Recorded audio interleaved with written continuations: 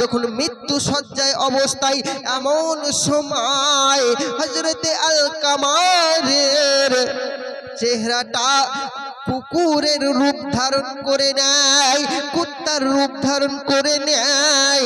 আমার নবী পাক বললেন এবারে তো আলকামার দুনিয়া থেকে বিদায় নেবে, কিন্তু কুকুরের মতো কুত্তার মতো চেহারাটা হয়ে গেছে। কেন কেন কেন কেন কেন কেন হয়েছে কুত্তার মতো? জননী মা জননীকে কষ্ট দিয়েছে, সেই জন্য কুত্তার মতো হয়ে গেছে তার মুখটা। আমার রাসূলে পাক বুঝতে পারলেন। আমার রাসূলে পাক সঙ্গে সঙ্গে আলকামারকে বলছেন, আলকামার তোমার এর কারণ কি? কারণ কি তুমি কি জানো? আলকামার যখন বললে এর কারণ আমি জানি ইয়া রাসূলুল্লাহ, এর কারণ হলো আমার বিবির কথা শুনে ইয়া রাসূলুল্লাহ ইয়া হাবিবাল্লাহ হুজুর, আমার মা জননীকে আমি একদিন একটা হাত দিয়ে ধাক্কা দিয়েছিলাম, আমার মা জননী উঠোনে পড়ে যায় এবং পড়ে যাবার পরে রাব্বি আল্লাহর কাছে দোয়া করেছিল, আল্লাহ যে আলকামারকে আমি এত কষ্ট করে মানুষ করেছি দুনিয়ায়, যে আলকামারকে আমি এত মায়া করেছি, আল্লাহ না খেয়ে আলকামারকে আমি দুনিয়ায় নিয়ে এসেছি, আমার আলকামারকে আমি না খেয়ে না পড়িয়ে আমি ছেঁড়া প্যান্ট, ছেঁড়া পায়জামা, ছেঁড়া শাড়ি, ছেঁড়া জামা কাপড় পরে, ছেঁড়া কাপড় পরিধান করেছি।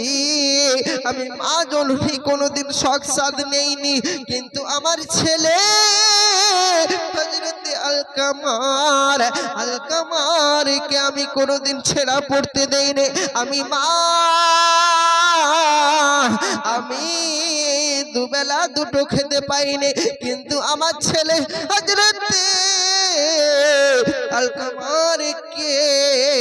হযরতে আলকামারকে আমি না খাইয়ে রাখিনি। আমার আলকামারকে আমি অতি কষ্টে মানুষ করেছি। অতঃপর আলকামার আমাকে খুব ভালোবাসতো, আমি আলকামারকে খুব মহব্বত করতাম এবং আলকামার আমাকে শিশু অবস্থা থেকে বিয়ে দেবার আগে পর্যন্ত আলকামার আমাকে খুব ভালোবাসতো, খুব ভালোবাসতো। আল্লাহ আজ আলকামার বিবির কথা শুনে আমাকে কষ্ট দেয়, আমাকে ধাক্কা দিয়ে ফেলে দেয়। আয় আল্লাহ পাক আল্লাহ তাআলা, আমি এটা আশা করিনি আমার ছেলের কাছ থেকে, এটা আমি কোনোদিন আশা করিনি আমার ছেলের কাছ থেকে। আমার আলকামার আমাকে এত মহব্বত করতো, এত ভালোবাসতো। আমার আলকামার এত মহব্বত করতো, এত ভালোবাসতো আল্লাহ পাক আল্লাহ তাআলা এই আলকামার বিবির কথা শুনে আমাকে কষ্ট দেয়, বিবির কথা শুনে আমাকে ধাক্কা দেয়, সঠিক বিচারটা করেনি। আমার মা জননীকে আলকামার মা জননীকে জিজ্ঞাসা করেনি বিবির কথা শুনে, আলকামার মায়ের হুকুম না নিয়ে বিবির কথা শুনে মা জননীকে কষ্ট দেয়। আলকামার আমাকে কষ্ট দিলি রে বাপ, আমি তোকে কত ভালোবাসতাম, কত কষ্ট করে দুনিয়ায় যে তোকে নিয়ে এসেছি। তোর একটা বাচ্চা ছেলে হলে তুই জানতে পারতি, একটা মা জানে তার ছেলের কি মর্ম, তার ছেলেকে কিভাবে দুনিয়ায় গর্ভবতী অবস্থা থেকে দুনিয়ায় ভূমিষ্ঠ করার টাইমে একটি মা জননী জানে সেই ছেলেটিকে প্রসব করতে আকাশ আর জমিন হয়ে যায় এক। মালাকুল মউতকে কেউ কেউ দেখে নাই, আবার ওই সময় মরণ আর বাঁচার সময় আয় আল্লাহ আমার আলকামারকে এত কষ্ট করে আমি দুনিয়ায় নিয়ে এসেছি, আমার আলকামার পিতা নেই, আমি পিতা ভাব বুঝতে দিইনি, আমি পিতার কমতি বুঝতে দিইনি। আয় আল্লাহ, বিবির কথা শুনে যে হাত দিয়ে মেরেছে এবং যে মুখ দিয়ে আমাকে গালিগালাজ করেছে, আল্লাহ ওই মুখটা যেন তার মতো হয়ে যায়। মা জননী যখন বলল ওই মুখটা যেন কুত্তার মতো হয়ে যায়, এই বদদুয়া আলকামের গায়ে লেগে যায়। আর রাসূল খুদাকে বলছে আলকামার, ইয়া রাসূলুল্লাহ, ইয়া হাবিবাল্লাহ, হুজুর আমার এই অবস্থার কারণ হলো এটা। মা জননীকে কষ্ট দিবে বাপ, মা জননীকে কষ্ট দিয়ে জান্নাত পাওয়া যায় না গো। মা আর বাপ হলো জান্নাতে চৌখাট। মা কেমন আর বাপ কেমন? যে মা রসুল পাকের মোহাম্মত কান্নিওয়ালা আর যে বাপ রসুল পাককে ভালোবাসনেওয়ালা, ইসলামের ছায়াতলায় এসেছে, সেই মা বাপ হক। আর যে মা বাপ ইসলামের ছায়াতলে থাকে না, কুদৃষ্টি নজরে কুভাবে কাজ করায় এবং ইসলামের ছায়া থেকে দূরে সরিয়ে নিয়ে আসতে চাই, সে কোনোদিন মা হতে পারে না, মা হতে পারে না। মাও তো ছিল, আবার কাফেরও ছিল, বাপ ছিল আবার কাফেরও ছিল। বন্ধু আমি ওদিকে যাব না বন্ধু, মা জননীকে কষ্ট দিও না, একটু খেয়াল করে দেখো বন্ধু। এ হযরতে আলকামার, আজ আলকামারের ঘটনা একটু খেয়াল করে দেখো। আমার আলকামার আমার রাসূল পাক সাল্লাল্লাহু তাআলা আলাইহি ওয়াসাল্লাম বললেন, ইয়া রাসূলুল্লাহ, ইয়া হাবিবাল্লাহ, হুজুর, ইয়া রাসূলুল্লাহ, ইয়া হাবিবাল্লাহ, হুজুর আমি আলকামার, আমি এই গুনাহ করেছি। অতঃপর আপনি বলেছেন মা জননীর কাছে ক্ষমা চেয়ে নেওয়ার জন্য। মা জননীর কাছে ক্ষমা চাইতে গিয়েছি, আমার মা জননী ক্ষমা করেননি, আমাকে ক্ষমা করেননি। ইয়া রাসূলুল্লাহ, ইয়া হাবিবাল্লাহ, হুজুর এই জন্য আমার ইন্তেকালের সময় এই অবস্থা হয়ে আছে। হুজুর আমি কি করব, কি করব? সঙ্গে সঙ্গে আমার নবী পাক বললেন, ঠিক আছে, ঠিক আছে, ঠিক আছে। সাহাবায়ে কিরাম, ও আমার সাহাবায়ে কেরাম, তোমরা চলে যাও, চলে যাও, চলে যাও হযরতে আলকামারের মায়ের কাছে। হযরতে আলকামারের মাকে তুমি ডেকে দাও। আলকামারের মাকে তুমি বলবে রাসূল খুদা সাল্লাল্লাহু আলাইহি ওয়াসাল্লাম তাকে ডেকেছে, তাকে পদক্ষেপ করেছে। সঙ্গে সঙ্গে সাহাবায়ে কিরাম রাসূলের কথা শুনে আলকামারের মায়ের কাছে চলে যায়, বাড়িতে চলে যায়। আর বাড়িতে গিয়ে বাড়িতে কে আছো বলে কড়া নাড়ে দরজায়। কড়া নাড়ার পরে এমন সময় এক বৃদ্ধা মহিলা বাইরে আসে, এক বৃদ্ধা মহিলা বাইরে আসে। বাইরে আসার পর ওই বৃদ্ধা মহিলাটি জিজ্ঞাসা করে তোমরা কে, তোমরা কে? সঙ্গে সঙ্গে সঙ্গে সঙ্গে ওই সাহাবায়ে কিরাম বললেন, আমরা রাসূল পাকের দরবার থেকে এসেছি, মদিনা মুনাওয়ারা থেকে এসেছি। রাসূল খুদা সাল্লাল্লাহু তাআলা আলাইহি ওয়াসাল্লাম তর্পণ করেছে, রাসূল খুদার ডাক হয়েছে, আপনাকে রাসূলের দরবারে যেতে হবে। আপনার ছেলের নাম কি? আলকামা। যখন জিজ্ঞাসা করলো আপনার ছেলের নাম কি আলকামার, সঙ্গে সঙ্গে বললেন, জি আমার ছেলের নাম আলকামার। কি হয়েছে, কি হয়েছে? সঙ্গে সঙ্গে বলছে তুমি রাসূলের দরবারে চলো। সঙ্গে সঙ্গে সাহাবায়ে কিরাম আলকামারের মাকে রাসূলের দরবারে নিয়ে যায়। রাসূলের দরবারে নিয়ে যাবার পর রাসূলের কাছে গিয়ে আলকামারের মা কদম মুবারকে পড়ে গেছে। আর ইয়া রাসূলুল্লাহ, ইয়া হাবিবাল্লাহ, হুজুর, ইয়া রাসূলুল্লাহ, ইয়া হাবিবাল্লাহ, হুজুর, আপনি আমাকে কি ডাক দিয়েছেন? ডাক দিয়েছেন।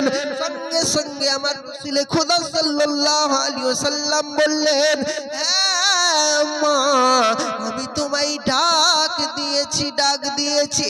তুমি দেখতে পাচ্ছ, ওই দিকে একটু খেয়াল করে দেখো। ও মা, তুমি ওই দিকে খেয়াল করে দেখো। সঙ্গে সঙ্গে আলকামারের মা নিজের ছেলেকে দেখতে পায়, নিজের ছেলেকে দেখতে পায়, চেহারাটা কুত্তার হয়ে গেছে।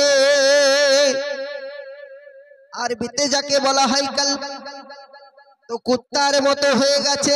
রাসূলে পাক বললেন, আলকামারের মা, এই আলকামারের মা, তোমার আলকামার তোমার কাছে কি ভুল করেছিল? তোমার আলকামার তোমাকে কি কষ্ট দিয়েছিল? তুমি কি জন্য এই বদদুয়া তুমি করেছো? সঙ্গে সঙ্গে বললেন, মায়ের দোয়া সঙ্গে সঙ্গে কবুল হয়। সঙ্গে সঙ্গে মা জননী বললেন, ইয়া রাসূলুল্লাহ, ইয়া হাবিবাল্লাহ, হুজুর, আমি আলকামারের মা, আমি আলকামারের মা, আমার আলকামারকে আমি অতি কষ্টে মানুষ করেছি। সব ঘটনা খুলে বলল। তারপরে বলছি, ইয়া রাসূলুল্লাহ, ইয়া হাবিবাল্লাহ, হুজুর, যে আলকামারকে আমি যে আলকামারকে এক ওয়াক্ত আমি আলকামারকে কোনোদিন কষ্ট দিইনি। আজ বিবির কথা শুনে, ইয়া রাসূলুল্লাহ, ইয়া হাবিবাল্লাহ, আমার আলকামার আমাকে একটা ধাক্কা দিয়ে দেয়। আমি মনে মা জননী অনেক কষ্ট পেয়েছি। ইয়া রাসূলুল্লাহ, ইয়া হাবিবাল্লাহ, হুজুর, আমি অনেক কষ্ট পেয়েছি।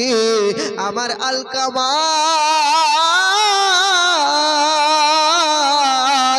আমাকে এইভাবে বিবির কথা শুনে কষ্ট দিয়েছে। সঙ্গে সঙ্গে আমি বদদুয়াটা করেছি। দেখো দেখো দেখো দেখো দেখো দেখো, আমার রাসূলে পাক বলছে, এই আলকামারের মা, তোর ছেলে দুনিয়া থেকে বিদায় নেবে, কুকুরের মতো চেহারা হয়ে গেছে। এই চেহারা নিয়ে কবরে গেলে কবরও মাপ হবে না। তুই তোর ছেলেকে মাপ করে দে। জোরে বলুন। সঙ্গে সঙ্গে আমার রাসূল পাক সাল্লাল্লাহু তাআলা আলাইহি ওয়াসাল্লাম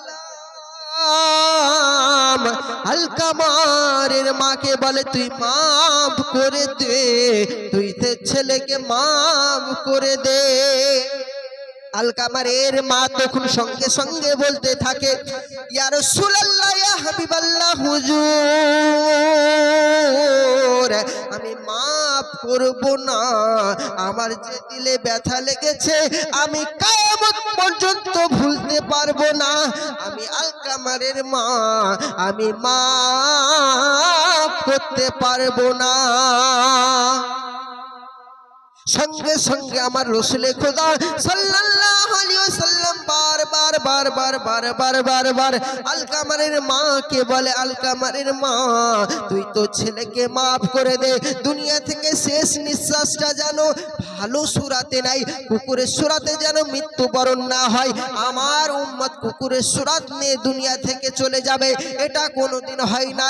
তুই যখন শুনলি না মা, তোর ছেলেকে তুই যখন মাফ করলি না, আমি রাসূল আদেশ দিলাম, ওই ছেলেকে তোমরা পুড়িয়ে দাও, ছাই করে দাও।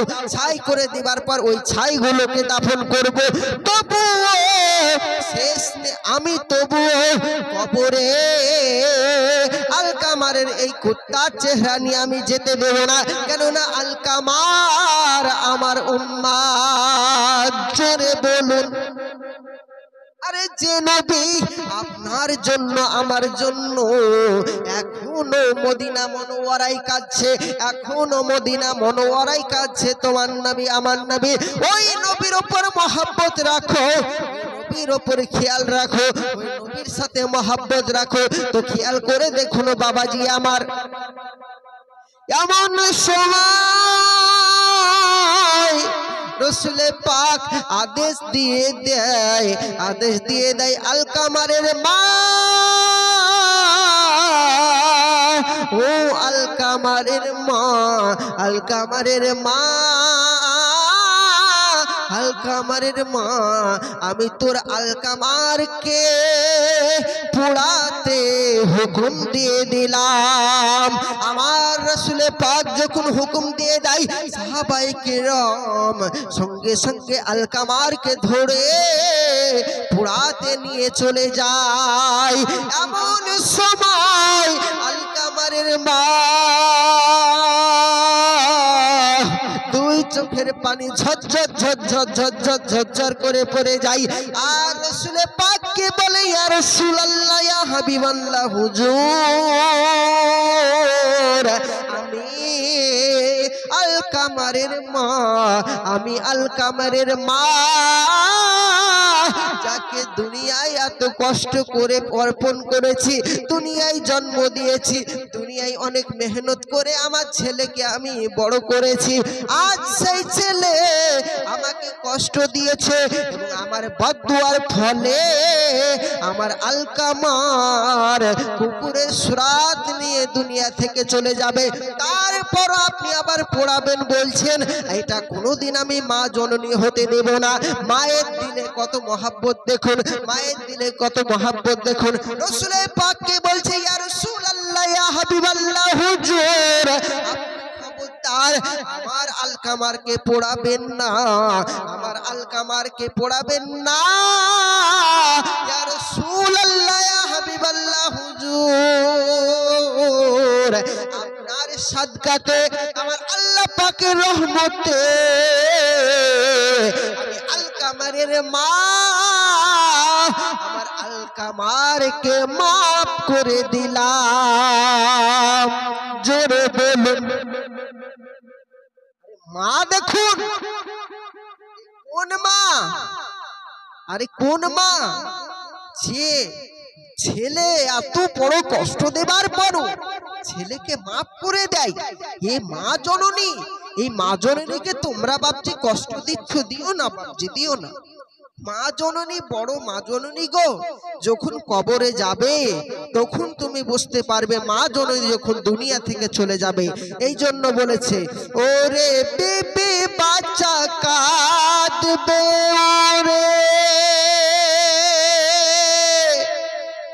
ওরে বেবি বাচ্চা কাঁদবে, ওরে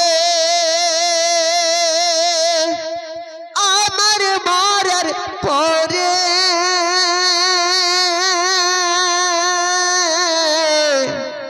ওরে বেবি বাচ্চা কাঁদবে, ওরে আমার মরার দুদিন পরে,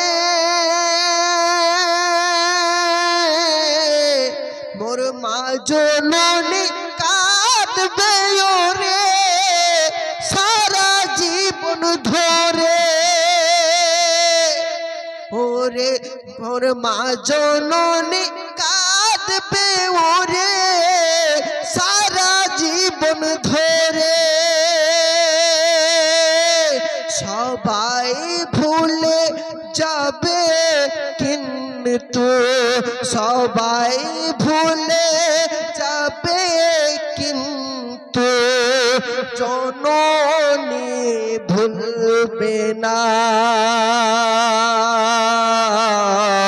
মোর মা যে আমার জান্নাতের ঠিকানা, ওরে মা যে আমার জান্নাতের ঠিকানা।